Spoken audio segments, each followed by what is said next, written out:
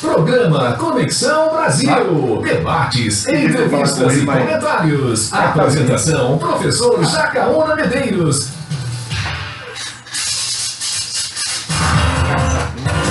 São 10 horas e 5 minutos, já estou na linha aqui com o Dante Mantovani, que é maestro, doutor em estudos da linguagem, presidente da Funarte entre 2019 e 2020. E a gente vai falar um pouco nesse nosso bloco sobre os rumos da cultura no Brasil. Dante, só confirma aí, bom dia, como é que está o áudio? Está bom para você? Bom dia, para mim está ótimo, estou ouvindo bem. E você, está me ouvindo bem? Está ótimo. A gente vai conversar sobre esse assunto que, Dante, é sério, muito importante, que a gente tem dado muito pouco valor e muito pouca perspectiva dentro do próprio país. Se é que dá para dizer se a gente tinha algum rumo que prestasse no passado e se tem alguma coisa. Pode começar falando para a gente sobre isso, sobre esses rumos da cultura no Brasil? Ah, sim, com certeza. O que acontece é o seguinte: cultura no Brasil, desde que foi criado o Ministério da Cultura, as políticas públicas culturais sempre estiveram nas mãos da esquerda, né? Um tal da esquerda, ministros que tinham uma formação intelectual e partidarizavam da esquerda. O primeiro ministro da Cultura do Brasil foi o Celso Furtado, um economista totalmente de esquerda, né? Formação comunista mesmo. E sempre deram essa ênfase estatizante para a cultura. Melhorou o som aí? Sim. Não é. Bom, de todo modo, né, sempre deu essa ênfase estatizante, assim como os que sucederam. E a primeira vez que houve pessoas não alinhadas com a esquerda, né, eu não me defino como uma pessoa de direita, eu me defino mais como um adepto do conservadorismo, né? O conservadorismo, ele significa você conservar aquilo que é bom, aquilo que é validado pelos séculos, pela experiência humana intergeracional, né? Então, eu me defino como conservador. Pela primeira vez, no ano de 2019, dentro do governo Bolsonaro, eu e mais uma equipe de pessoas conservadoras, não alinhadas à esquerda, entramos dentro do Ministério da Cultura e implementamos um trabalho lá, que não foi um trabalho pautado pelos princípios de esquerda, que consistem em usar a cultura como um mero instrumento de propaganda comunista. Tá? E quando eu falo comunista, as pessoas pensam aquele comunismo lá soviético, do Lenin, lá, né, da Guerra Fria. Não é isso. Estou me referindo ao marxismo cultural. É uma outra forma, uma outra estratégia do movimento comunista. O movimento comunista internacional é um movimento que tem seus braços no mundo inteiro e seus financiadores no mundo inteiro também. Pois bem, eu estava falando sobre o movimento comunista, que é importante para nós entendermos, né, o que nós estamos combatendo. E, então, nós tínhamos pessoas desse movimento, que é um movimento internacional, é um movimento que tem financistas bilionários ao largo do mundo, né? Eu estou explicando por que os grandes financistas financiam o comunismo e as ideias comunistas através do marxismo cultural. O marxismo cultural é um conjunto de ideias, conjunto de crenças, conjunto de agendas que pautam o debate público, que pautam a universidade, que pautam meios de comunicação, né? Sempre com o intuito de criar na população uma mentalidade socialista, uma mentalidade que aceite o socialismo. Por quê? Porque o socialismo é um método de controle social muito eficaz. Ele enfraquece as pessoas, ele emburrece as pessoas, enfraquece as nações, enfraquece a soberania nacional, enfraquece o cristianismo, né? Mais facilmente moldado, mais facilmente ajustado, mais facilmente manipulado, né? Então nós tivemos durante pelo menos 30 anos o predomínio dessas ideias, desses princípios, dessas diretrizes socialistas na cultura. E aí quando a minha equipe entrou em 2019, nós começamos a desmontar isso. E nós começamos a desmontar isso até por uma legitimidade, por um anseio legítimo do povo brasileiro, que elegeu um presidente conservador, né? O presidente Bolsonaro foi eleito para isso, para fazer um monte dessa ideologia esquerdista, né? E aí o que aconteceu? Nós entramos lá, começamos a fazer esse trabalho, e começamos a ser acusados de fazer exatamente o que os comunistas fizeram por 30 anos. Fomos acusados de ser ideológicos, alideológicos do governo, né? começaram a nos carimbar com isso aí. O comunista sempre faz isso, sempre acusam os outros de fazer aquilo que eles mesmos fazem, certo? Então, nós começamos esse trabalho e eu, especificamente, que assumi a presidência da Fundação Nacional de Artes, FUNARTE, é um órgão do governo federal que estava sucateado, ninguém no Brasil sabia o que era FUNARTE, né?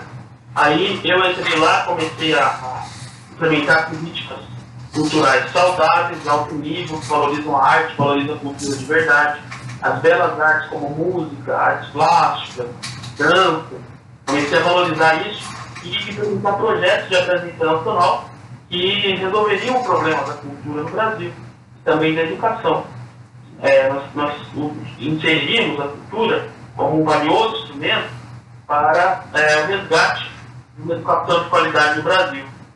E aí eu passei a ser combatido de uma maneira desproporcional, absolutamente desproporcional, por toda a grande mídia, ao mesmo tempo, simultaneamente, me atacando, me caluniando, me perseguindo. Quando eu assumi, eu fiquei uma semana ininterruptamente tendo matérias, o principal de todos os veículos de mídia do Brasil, sempre de uma maneira corrosiva, sempre de uma maneira caluniadora, sempre de uma maneira criminosa, inclusive, né? E não só no Brasil, no exterior também, todo o exterior, toda a grande mídia, jornal The Guardian, Washington Post, jornais da Austrália, da Europa. Olha, peraí, a FUNARTE nunca ninguém tinha ouvido falar, né? Nem no Brasil, quanto menos no exterior. Por que ficou todo mundo preocupado com a FUNARTE de uma hora da outra? Certo? Por quê? Porque eu comecei a desmontar o coração do sistema de reprodução da mentalidade comunista no Brasil. Eles usavam a cultura para isso. Enquanto estava na mão deles, estava tudo bem, estavam quietinhos, estavam achando ótimo. Como nós tiramos da mão deles, começamos a colocar uma política voltada para a arte de verdade, voltada para transformar o povo brasileiro pela inteligência, pela cultura, né, enfim, por valores elevados. Aí eles começaram a me bater desesperadamente, inclusive no exterior, jornais grandes dos Estados Unidos e da Inglaterra. Então, peraí, por que esses jornais têm tanto interesse na destruição da cultura brasileira? Né? Porque aí eles conseguem manipular o Brasil para finalidades que eles não entenderem. É um povo burro, um povo ignorante, um povo sem cultura, é muito fácil ser escravizado, como nós estamos escravizados agora. As imposições arbitrárias e ditatoriais não recebem nenhuma resistência hoje em dia. Isso mostra o quê?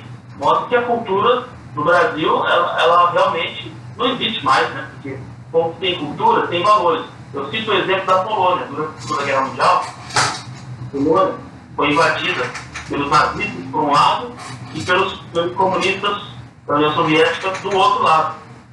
E a Polônia preservou a sua cultura, né? Inclusive, um dos líderes dessa resistência aí foi o Karol Wojtyła, depois veio ser o Papa João Paulo II, e ele fazia parte de um grupo cultural forte, ele era ator de teatro, e tinha uma série de professores ali que eles mantiveram viva a cultura polonesa até o fim da ocupação, e a Polônia hoje é um país mais vivo da Europa, né? Justamente porque preservou a sua cultura. E os nazistas eles chegaram a começar a prender professores universitários, escritores, intelectuais, por quê? Porque eles sabiam que eles tinham que destruir a cultura para poder dominar o país. Agora, o Brasil é um caso trágico, porque as pessoas acham que cultura serve para nada, que é perfumaria. Isso é do Brasil, não é nenhuma coisa assim, do conservadorismo, toda a mentalidade do brasileiro médio, né? Dos militares, infelizmente, eles acham que cultura não vale nada. Tá? Só que os comunistas não acham isso, eles sabem a importância da cultura e eles fazem questão de comandar a cultura, certo? E eu falo isso com conhecimento de causa, com estudo, porque eu estudei, inclusive, né, todo o sistema de cultura soviético. E, para você ter uma ideia,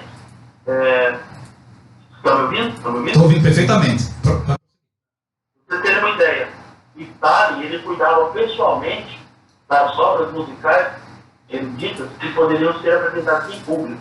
Então, digamos assim, se você fosse um compositor, compor uma obra para orquestra sinfônica, você compôs a obra, você não pode mandar para a orquestra tocar, tem que mandar primeiro para o Stalin. O Stalin lia pessoalmente as partituras e dizia que poderia ser tocado ou não. Você tem noção do que é isso? O grau de controle da cultura que era exercido na União Soviética? Né? Então, é isso que eles fazem, é isso que eles querem fazer. E isso que eles têm feito. Por quê? Porque o pessoal que está lá hoje, infelizmente, eles não têm noção da dimensão que é essa infiltração comunista na cultura. E quando a gente fala, eles tentam de qualidade, tentam zombar, mas você vai lá ver a agenda, vai ver as peças de teatro, vai ver as obras musicais dos artistas que são contemplados com verba pública, só vai ver que é tudo de esquerda. Né? E outra coisa que eu estava fazendo, a ideia minha, né, é criar uma nova geração de artistas não comprometidos com a ideologia de direita, de esquerda, quer dizer. E o que eu fiz para isso? Fiz uma parceria com a Universidade de Atenas para trazer professores de teatro para formar os alunos, porque os professores de teatro do Brasil são tudo de esquerda, né? Foram todos formados pela mentalidade de esquerda. Fui na Embaixada da Hungria para fazer um acordo de cooperação bilateral com o embaixador da Hungria para trazer os professores de ópera dentro do Programa Nacional de Apoio à Ópera. Eu criei o primeiro programa de apoio à ópera federal desde Dom Pedro II. Desde Dom Pedro II.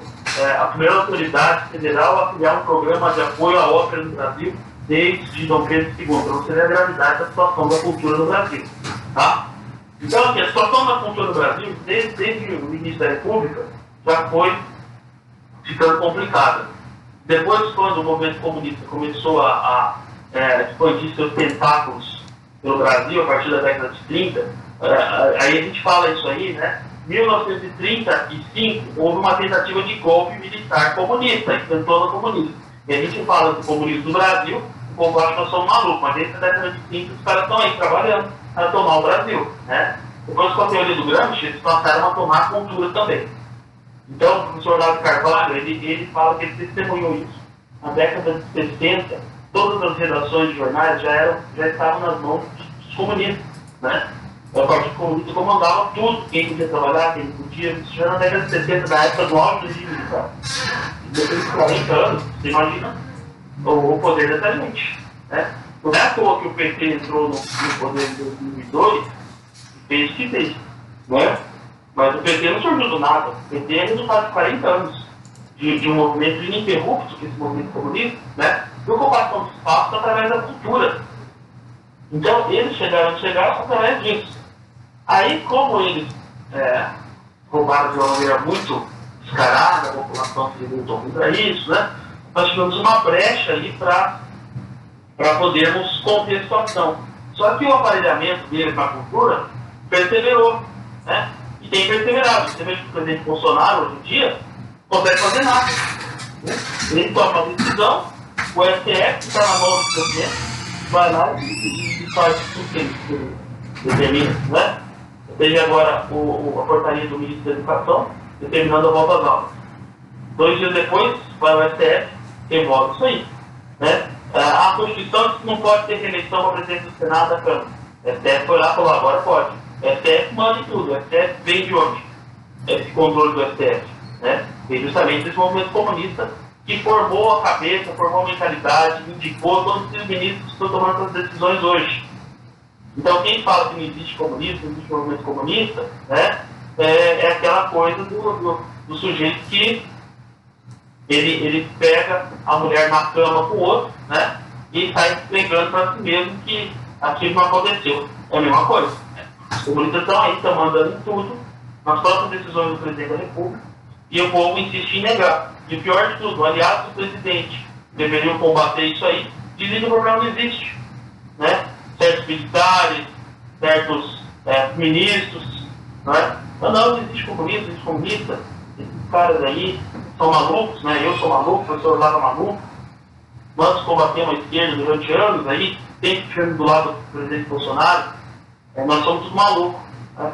Por quê? Porque eles não conseguem entender, eles não têm a dimensão, não têm o preparo intelectual e cultural para entender tudo isso que eu estou explicando lá de trás, a situação da cultura. Tem como eu falar da situação da cultura, tem que contar a história, né? O que aconteceu até nós chegarmos nesse atual momento, nesse ponto que nós estamos. Então, você tem que ver, por exemplo, não é a ocupação de espaços apenas na mídia que ela é evidente. Né? Você vê que toda a mídia, toda, como é que é? Isso é de uma hora para outra? Não. Toda a universidade, professores de esquerda, movimento editorial, agora tem alguns livros de direita, né? Mas já estão sabotados. Os artistas, show business, pessoal da televisão, tudo esquerda, né? Os artistas, todos os artistas, os produtores culturais, uma grande dificuldade que nós tínhamos no Ministério da Cultura. Eu tenho doutorado, eu sou uma exceção, eu consegui finalizar um doutorado dentro de uma universidade pública, né? Mas são raros aqui, não alinhados com a esquerda, conservadores, que conseguem isso, porque são perseguidos, né? E eu dei sorte, na verdade, porque eu tive orientadores muito bons e que eram pessoas conservadoras, mas a maioria dos orientadores, professores universitários, são de esquerda, não permitem que os conservadores sequer concursos. Então eles conseguiram essa titulação e a esquerda tentou contestar, né, a minha capacidade, para só apresentar meu diploma de doutorado. Agora, muitas pessoas boas da direita, que têm conhecimento, que teriam uma boa capacidade para trabalhar dentro do Ministério, não podiam ser contratados porque não tinham sequer graduação. Ao passo que o pessoal da esquerda tem graduação, tem pós-graduação, tem doutorado, tem mestrado, tem tudo. Entendeu? Então isso fica refém também de uma falta de pessoal. E o que precisa? Precisa que as pessoas identificadas com o conservadorismo, elas têm que ter esse diploma, têm que ter essas qualificações. Hoje em dia é lei, você não pode nomear pessoas no governo federal e não tem diploma de graduação. Né? E aí você acaba ficando refém. Vocês viram o tamanho do aparelhamento? É um negócio monstruoso. Né? E aí você começa a mexer. Eu exonerei diversas pessoas lá, da esquerda, pessoal ligado ao PT, pessoal ligado à Rede Globo, pessoal ligado ao PSOL. Vocês imaginam, então, né, o que esse pessoal armou para mim? Eles têm acesso à mídia, eles têm acesso aos sindicatos. Então, eles armam todo o circo, né, para colocar a opinião pública contra a pessoa que não atende os interesses deles. E, então, você vê, só fica lá quem atende os interesses deles. Certo? E eu estava indo contra. Mas assim, de uma maneira legítima, porque a sociedade brasileira elegeu um presidente diferente, né, conservador, para fazer uma coisa diferente. Então nós estávamos simplesmente atendendo ao recado das urnas em 2018. Aí agora, hoje em dia, com esse coronavírus aí, né, essa pandemia, as pessoas estão anestesiadas, aceitam qualquer coisa e como não houve movimento de resistência, isso não foi sustentado, né?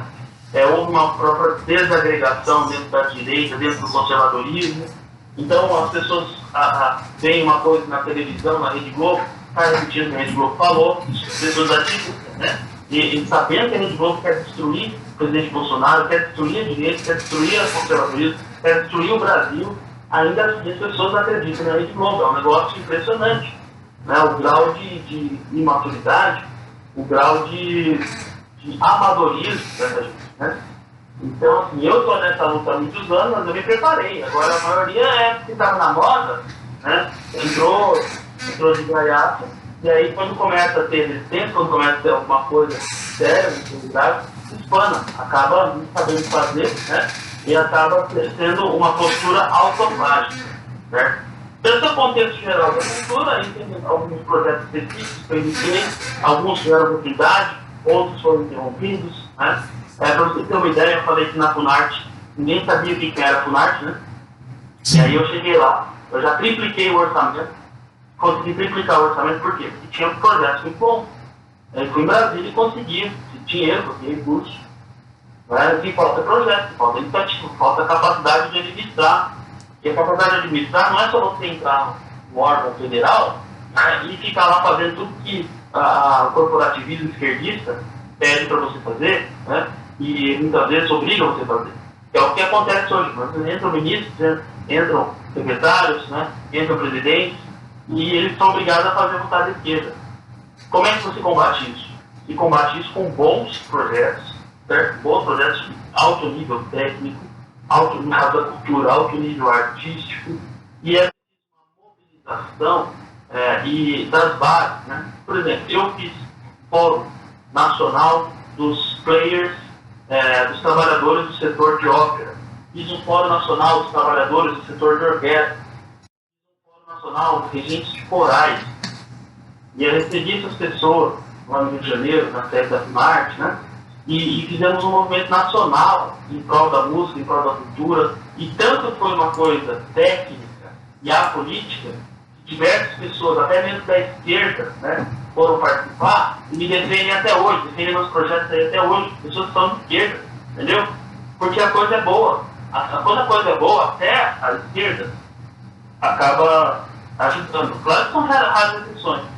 O problema é esse movimento comunista que eu expliquei, que eles não aceitam, eles querem ter o controle total. Isso faz parte da teoria do Gramsci. O Gramsci é o autor mais citado em teses universitárias do Brasil, tá? Eu vou fazer uma pesquisa estatística, o autor que mais citado em número de teses é o Gramsci.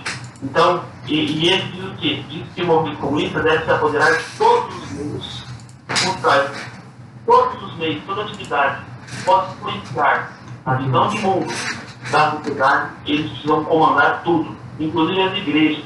Então eles têm missionários que vão fazer as igrejas, se infiltrar nas igrejas, tá? Que são padres, pastores, para trazer gente para o comunismo, entendeu? É um movimento realmente abissal. E esse movimento tem financiadores globais, grandes investidores, como por exemplo Bill Gates. Bill Gates é um cara que investe na mentalidade socialista, porque ele está muito bem que as pessoas tendo isso frutificado, né, ele tem um controle maior. Então, vou dar um exemplo muito claro. O Bill Gates quer vender computador para o governo brasileiro.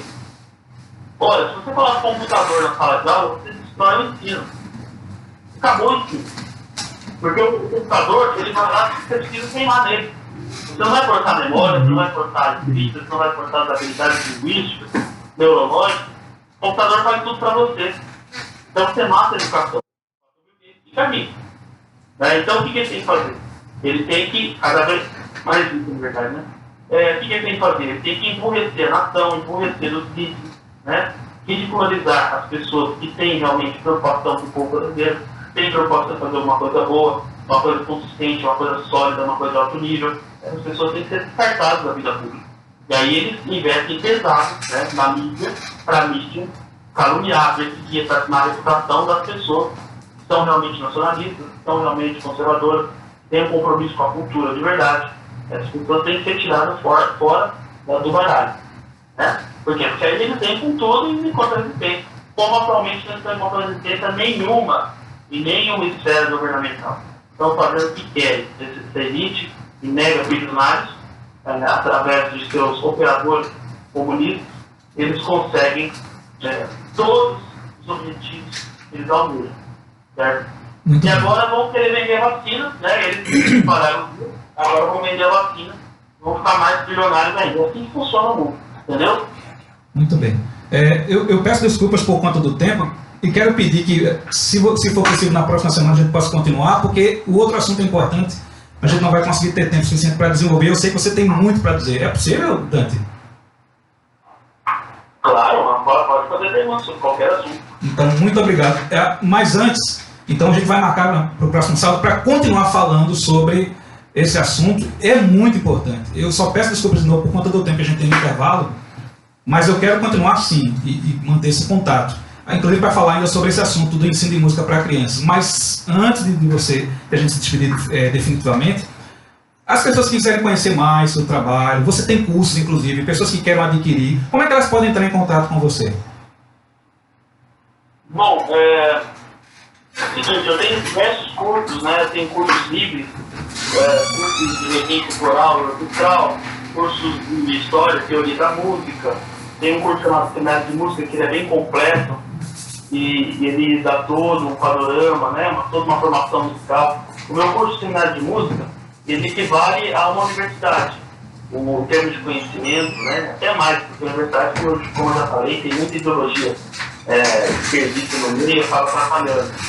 Por isso que eu fiz esse curso, porque muitas pessoas que não moram em grandes centros não têm condições de estudar música, precisam de uma formação mais ampla, e aí esse curso foi pensado para isso, tá? Uma formação teórica, histórica, filosófica, estética, para músicos e para pessoas que também ainda não são músicos, mas têm interesse em aprender sobre música. O curso foi pensado para isso, o seminário de música. Dentro do cenário tem um curso de teoria, tem curso de inteligência, tem curso de música, cérebro, música e cognição. E agora eu estou lançando um curso de educação musical para pais e professores, como ensinar música em casa para os filhos. Porque com a pandemia, né, muitos pais estão aí apertados com os filhos em casa, sem ter muitas atividades, né? As crianças ficam estressadas, elas acabam também perdendo a paciência, ficam sem foco, e é preciso atividades construtivas. Olha, a atividade mais construtiva em termos educacionais que existe é a música. Então, nesse curso eu ensino com os pais, os professores, trabalhar em música em casa com as crianças, tá? Eu tenho vários endereços aí que eu posso tá passando, né? Tem o meu site, dantemantovani.org, e o meu celular também, que posso passar no celular. Ótimo. Não é difícil o pessoal anotar. Tem algum lugar para escrever aí? Sim, sim. Pelo meu celular eu passo informação pelo WhatsApp sobre os cursos. Prefixo 18 9968 55540. Prefixo 18 9968 55540. E aí, esse curso novo é um curso de educação musical para crianças, né? E aí eu ensino os métodos, vou ensinar todos os teóricos, os embasamentos filosóficos, pedagógicos, né? Como você montar uma discoteca, como você montar uma biblioteca, como você montar uma instrumentoteca para ensinar música para as crianças. E isso o foco, né? Com os pais, professores e interessados em geral, que queiram adquirir habilidades essenciais para ensinar música em casa para as crianças, até porque esse ensino faz toda a diferença depois na vida da criança, né? Eu digo porque eu comecei muito cedo a aprender música através da audição, porque meu pai tinha uma excelente discoteca e tem alguns critérios para você montar essa discoteca, né? E hoje é muito fácil, porque com a internet você tem acesso ilimitado a obras musicais, vários períodos históricos, que na época que eu era criança, estudante, consegui certas obras, né? E a gente tinha que ir atrás, correr, às vezes trazer do exterior algum material, porque não achávamos no Brasil. E hoje é muito fácil, a gente não dá valor a isso. Então eu tenho uma lista, né, de obras que eu sugiro para trabalhar em casa com as crianças, mas qualquer pessoa hoje com acesso à internet consegue acessar. E eu tenho inclusive meu livro de ensaios sobre a música universal, né? Que é um livro que foi best-seller em 2017, e já está quase esgotado a primeira edição, já está sendo lançado uma segunda edição.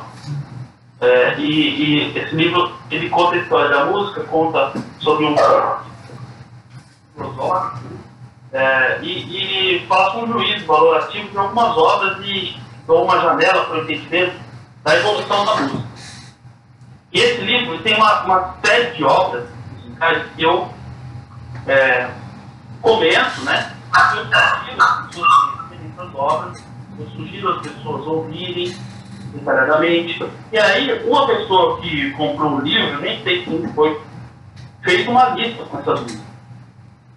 E tem essa lista no Spotify. É a lista das músicas do livro Ensaios sobre a Música Universal, do Canto Gregoriano Beethoven, Dante Mantovani. E lá tem essa lista também, com uma lista de músicas bastante edificantes. E nesse meu curso, além dessa lista, tem lista também específica de materiais voltados para a infância, como por exemplo, cantigas de roda, canções de linar, músicas folclóricas, métodos de ensino de piano para crianças, e outras coisas, né? Aí no meu site, ou pelo celular, eu consigo dar mais informações. No site é o dantemantovani.org, né? E no celular 18 9968 55540. Dante, muito obrigado e aguardando você na próxima. Vou insistir para a gente continuar conversando sábado que vem, tá bom? Uhum. Ok. Pode contar comigo. Ótimo.